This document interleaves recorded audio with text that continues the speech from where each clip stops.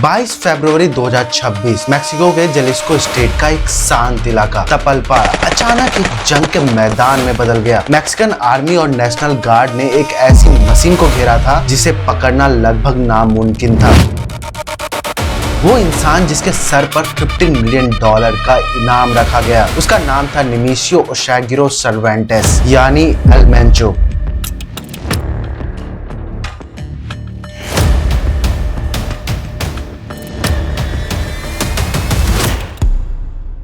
यह ऑपरेशन इतना भयानक था कि पूरा शहर कांप उठा। सीजीएनजे जलिस्को के न्यू जनरेशन कार्टेल के गनमैन ने अपने बॉस को बचाने के लिए पूरे शहर को आग लगा दिया। 25 नेशनल गार्ड के जवान मारे गए, रास्ते ब्लॉक कर दिए गए। लेकिन इस बार किस्मत मेंचो की साथ नहीं थी। क्रॉस फायर में वो बुरी तरह जख्मी हो गया और मैक्सिको सिटी ले जाते वक्त उसने रास्ते में ही दम तोड़ दिया। लेकिन इस खतरनाक ड्रग लॉर्ड का अंत देखने से पहले हमें उसकी शुरुआत देखनी होगी। कैसे गरीब एवोकाडो का खेती करने वाला लड़का दुनिया के सबसे अमीर और बेरहम क्रिमिनल के लिस्ट में सबसे टॉप पर पहुंच गया। चलिए पीछे मुड़ते उस वक्त पे जब मेंचो के पास ना गन थी ना गार्ड्स, सिर्फ गरीबी थी।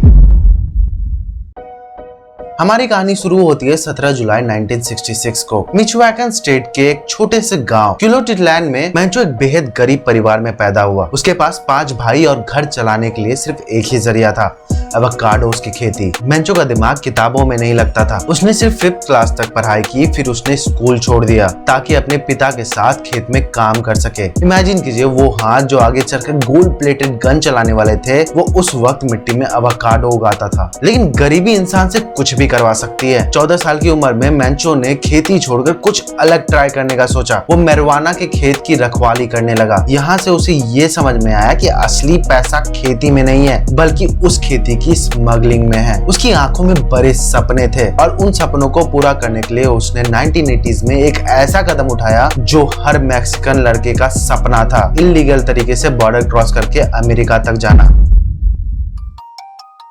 1980s के दशक में एक बेहतर जिंदगी की तलाश में मेंचो इलीगल तरीके से बॉर्डर क्रॉस करके अमेरिका के कैलिफोर्निया स्टेट में घुस गया। पुलिस से बचने के लिए उसने अपनी पहचान बदलनी शुरू कर दी। कभी वो रूबेल एविला बनता तो कभी जोसे लोपेस प्रिएटो। 1986 में जब वो सिर्फ 19 साल का था, सैन फ्रांसिस्को पुलिस ने उसे चोरी के सामान और एक लोडेड गन के साथ पहली बार अरेस्ट किया।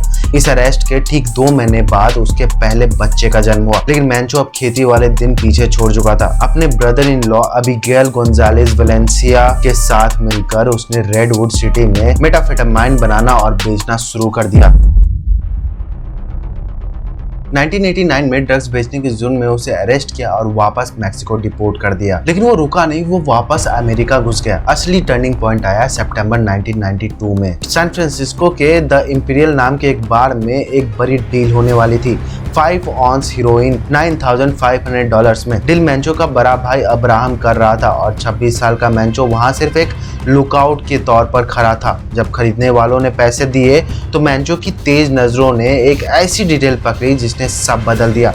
नोट बिल्कुल नए और परफेक्टली एक के ऊपर एक जमे हुए थे, जैसे बैंक से निकाले गए हो। आम क्रिमिनल्स वाले मुरे तुरे नोट्स नहीं थे। मेंचो समझ गया कि ये अंडरकवर पुलिस का ट्रैप है। उसने अपने बड़े भाई को वार्निंग दी, लेकिन 3 हफ्ते बाद दोनों पकड़े गए। कोर्ट में मेंचो के पास 2 रास्ते थे। अगर वो कहता कि वो बेकसूर है तो उसका बड़ा भाई अब्राहम को उम्र कैद हो सकती थी। अपने भाई अब्राहम को उम्र कैद से बचाने के लिए मेंचो ने 1992 में अपना जुर्म कबूल कर लिया। कोर्ट ने उसे 5 साल की सजा सुनाई और टेक्सास के बिग स्प्रिंग करेक्शनल सेंटर में भेज दिया, जहां ज्यादातर इलीगल इमिग्रेंट्स को रखा जाता था। लेकिन मेंचो को पूरे 5 साल जेल में नहीं बिताने पड़े। उसके अच्छे बर्ताव या लीगल सिस्टम की वजह से 3 साल सजा काटने के बाद ही उसे पैरोल पर बाहर निकाल दिया गया। अमेरिका ने 30 साल की इस मुजरिम को वापस मैक्सिको डिपोर्ट कर दिया। उन्हें लगा कि एक छोटा मोटा क्रिमिनल उसके देश से चला गया, पर असल में वो एक फ्यूचर किंगपिन को मैक्सिको भेज रहा था। मैक्सिको आते ही मेंचो ने एक ऐसा कदम उठाया जिसकी किसी ने उम्मीद नहीं की थी। एक डिपोर्ट हुआ ड्रग स्मगलर सीधे पुलिस में भर्ती हो गया। उसने जलिस्को स्टेट के कैबो कोरिएंटेस और टोमाटलन इलाकों में लोकल पुलिस फोर्स ज्वाइन कर ली। ये पुलिस की वर्दी कानून की रक्षा के लिए नहीं था, ये सिर्फ एक कवर था ताकि वो सिस्टम को अंदर से समझ सके और फिर अपने कॉन्टैक्ट बना सके। कुछ ही समय बाद उसने अपनी पुलिस की नौकरी छोड़ दी और क्राइम की दुनिया में फुल टाइम वापस आ गया। इस बार उसने कोई छोटे गैंग को ज्वाइन नहीं किया, बल्कि खतरनाक मिलेनियो कार्टेल को ज्वाइन किया था। लेकिन शुरुआत में वो कोई बड़ा लीडर नहीं था। उसकी जॉब एक हिटमैन की थी, जिसका काम था कार्टेल के बॉस को सिक्योरिटी देना और दुश्मनों को मौत की घाट उतारना। लेकिन मैंचो सिर्फ मसल पावर पर जिंदा नहीं था, वो दिमाग का भी बहुत तेज था। कार्टेल के अंदर अपनी पोजीशन मजबूत करने के लिए उसने एक स्मार्ट चाल चली। उसने क्लैन लीडर की बहन से शादी कर ली। एक शादी ने मैंचो को कार्टेल की फैमिली का एक खास इंसान बना दिया था। लेकिन क्राइम की दुनिया में शांति ज्यादा दिन तक नहीं टिकती। 12 अगस्त 2003 मैंचो के बॉस अरेस्ट हो गए थे। ठीक उसी समय गल्फ कार्टर के सपोर्ट से इनके सबसे खतरनाक दुश्मन लोस वेटस ने मिचोअकन में इनके इलाकों पर हमला कर दिया। हमला इतना बड़ा था कि वेलेंसिया फैमिली को वहां से भागना पड़ा और वो भागकर जलिस्को आ गए। जलिस्को आकर मैंचो रुकने वाला नहीं था। वहां उसने एल चैपो के सिनालोआ कार्टेल का एक टॉप लीडर इग्नासियो नाचो क्रोनल के साथ अलायंस बना लिया। नाचो की छत्र छाया में मैंचो ने कोलिमा और जलिस्को स्टेट्स में ड्रग्स का पूरा ऑपरेशन, फाइनेंस और मर्डर्स अपने कंट्रोल में ले लिया। उसका पावर अब कई गुना बढ़ चुका था। फिर आया 2009 और 2010 का साल, जिसने अंडरवर्ल्ड का नक्शा ही बदल दिया। मिलेनियो कार्टेल का टॉप लीडर ऑस्कर ऑर्लांडो और जुआन कार्लोस अरेस्ट हो गए। उसके थोड़े दिन बाद ही नाचो कोलोनल की मिलिट्री शूटआउट में मौत हो गई। अचानक से सबसे बड़ी गद्दी खाली हो गई और इन गद्दी को पाने के लिए कार्टेल के अंदर अचानक से भयानक सिविल वॉर स्टार्ट हो गया। मिलेनियो कार्टेल दो हिस्सों में टूट गया। एक तरफ था ला रेजिस्टेंसिया नाम का ग्रुप और दूसरी तरफ था मैंचो का अपना फैक्शन। मैंचो ने अपने इस प्राइवेट आर्मी का नाम रखा था लॉस मेटाजेटस, यानी जेटस को मारने वाला। अपनी नई आर्मी लॉस मेटाजेटस के साथ मैंचो ने सिर्फ जमीन पर गोलियां नहीं चलाई, बल्कि एक सातिर प्रोपेगेंडा कैंपेन भी चलाया। उसने वीडियोस और मैसेज के जरिए पब्लिक को बताया कि उसके आदमी आम जनता और बिजनेसमैन को दूसरे गैंग की वसूली से बचा रहे हैं। इस इमेज मेकओवर ने उसकी बहुत मदद की अपने दुश्मनों को हराने और वेस्टर्न मैक्सिको में अपनी ताकत पूरी तरह मजबूत करने के बाद इस ग्रुप ने ऑफिशियली अपना नाम बदल लिया।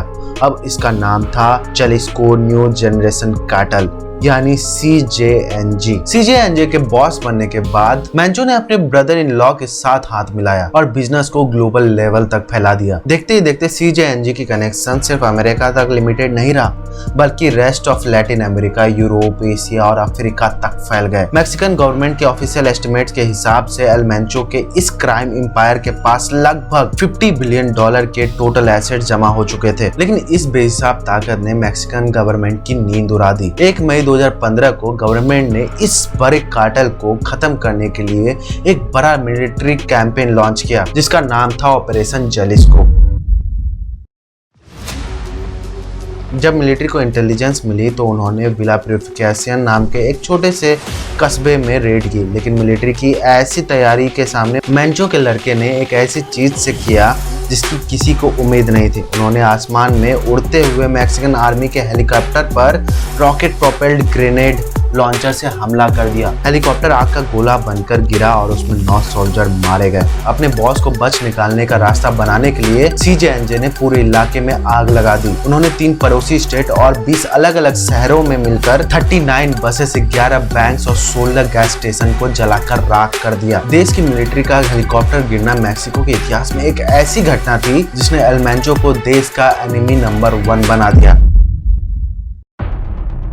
देश की मिलिट्री पर हमला करने के बाद मैंचो अब छुप नहीं सकता था। 8 अप्रैल 2015 को यूनाइटेड स्टेट्स ने ट्रेजरी डिपार्टमेंट ने ऑफिशियली उसे foreign narcotics kingpin designation act के अंडर सैंक्शन कर दिया। इसका मतलब था अमेरिका में उसके और उसके कार्टेल के सारे एसेट्स फ्रीज कर दिए गए। यूएस गवर्नमेंट ने उसकी इंफॉर्मेशन देने वाले के लिए इनाम की राशि बढ़ाकर $15 मिलियन कर दी। मैक्सिको की सरकार ने अलग से 30 मिलियन पेसोस का इनाम रखा था।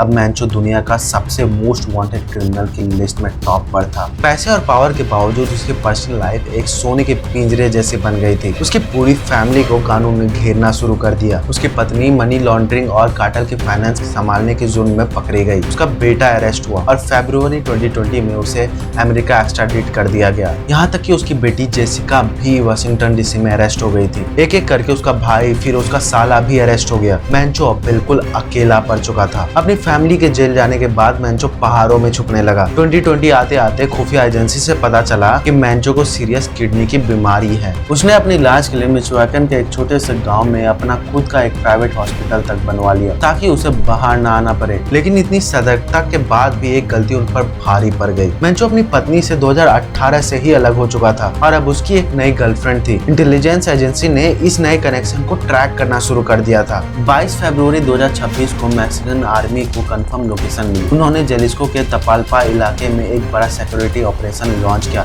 एक भयानक गन फाइट और क्रॉस फायर हुई जिसमें पूरे जेलिस्को में गाड़ियों में आग लगा दी गई। इस क्रॉस फायर में मेंचो बुरी तरह जख्मी हो गया और मिलिट्री कस्टडी में मैक्सिको सिटी ले जाते वक्त रास्ते में ही उसने दम तोड़ दिया। 3 मार्च 2026 को जापान में एक आलीशान फ्यूनरल सेरेमनी में निमिशो ओसागिरो सर्वेंटेस को एक गोल्डन कास्केट में दफना दिया गया। एक गरीब एवोकाडो किसान से लेकर $50 बिलियन का अंपायर का बॉस बनने तक का सफर आखिरकार तबाही पर ही खत्म हुआ। उसके बेटे के अमेरिका में कैद होने की वजह से उसके मौत के बाद CJ&J में एक बहुत बड़ा पावर वैक्यूम पैदा हो गया जिसके लिए एक नई खूनी जंग शुरू हो चुकी है।